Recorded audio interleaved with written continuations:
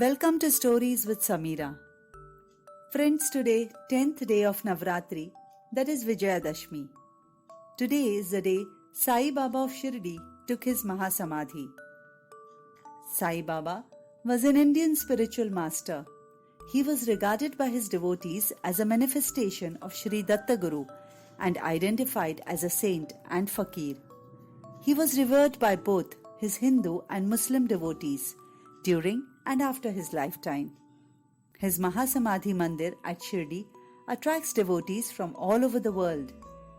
He advised his devotees and followers to lead a moral life, help others, and love every living being without any discrimination. He encouraged his devotees to pray, chant God's name, and read holy scriptures.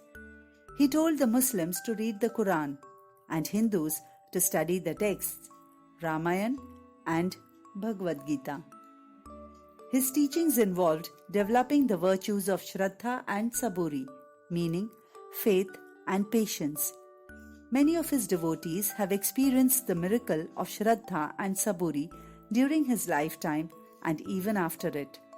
So friends, today let's hear a story of Shraddha and Saburi that was experienced during the making of his idol at Shirdi Mahasamadhi Mandir. It was the year 1952. Location, Bombay Docks. A piece of white Italian marble had arrived from Italy at the Bombay Docks, but for whom or why, nobody seemed to know.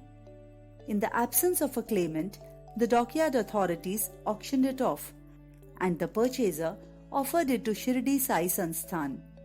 Impressed by the quality of the Italian marble, the Shirdi Sansthan planned to use it for an idol of Sai Baba.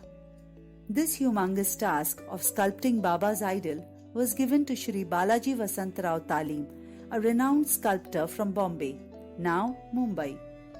For this special task, Shri Balaji Talim got his tools made to order from ironsmiths and carpenters and started off by first making a model of Baba using mud clay. But it was difficult for Shri Talim to make the statue in exact likeness without the intricate details of the physical characteristics of Baba's face, as he had only one black and white photograph of Baba for reference. So he prayed. He prayed to Baba, saying that if Sai Baba gives me darshan while making his statue, the statue will be worthy and the devotees will also have feelings of devotion.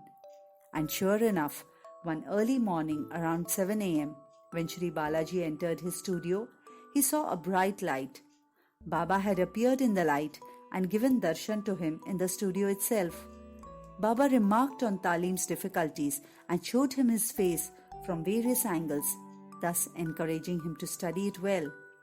After Baba's darshan, the sculpting work just flowed easily, and Shri Talim was able to create a masterpiece exceeding all expectations. Shri Balaji has testified about this to Shri Sai Narayan Baba as to how Sai Baba himself had directed the sculpting of the statue and how, at every stage, he could so clearly hear the divine voice of Baba guiding him. The Shirdi Sai Sansthan immediately approved of this mud statue of Baba, and on the basis of this, the present marble statue of Baba was carved and installed. Another miracle occurred during the making of this marble statue. During the finishing stages of the sculpting of the almost ready marble statue of Baba, Shri Balaji Talim found an air pocket in a small additional portion below the left knee of Baba's statue. This had to be removed. It seemed dangerous since removing an air pocket from a finished statue had a risk of the entire portion coming down, thus leaving the statue khandit or broken, and therefore could not be worshipped at all.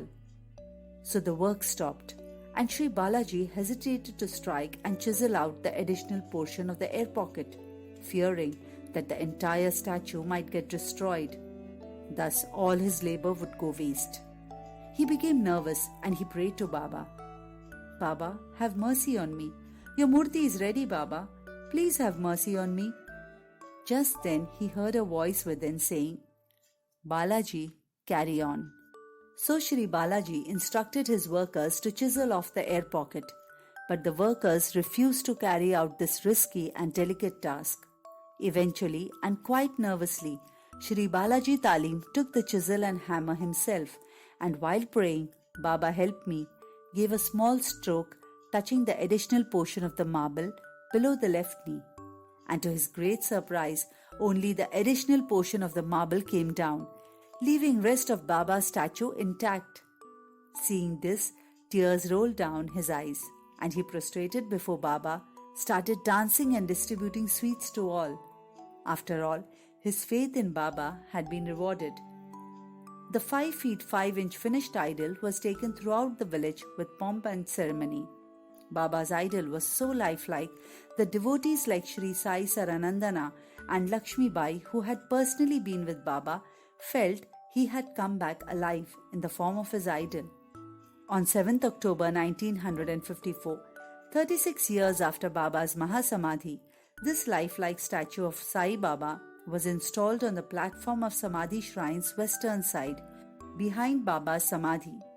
The due formalities of Prana Pratishtha was done by Swami Sri Sai Saranandana, who had met Baba before his Mahasamadhi.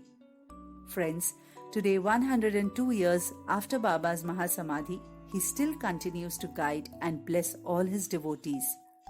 In his own words, "Though I may be no more in flesh and blood, I shall ever protect my devotees. They hold good in this day and age too." As Baba preached, let us all be blessed with Shraddha and Saburi and overcome all the obstacles that appear in our lives. If you have liked the story, do click like and share. And for more such stories, subscribe to Stories with Samira. Thank you.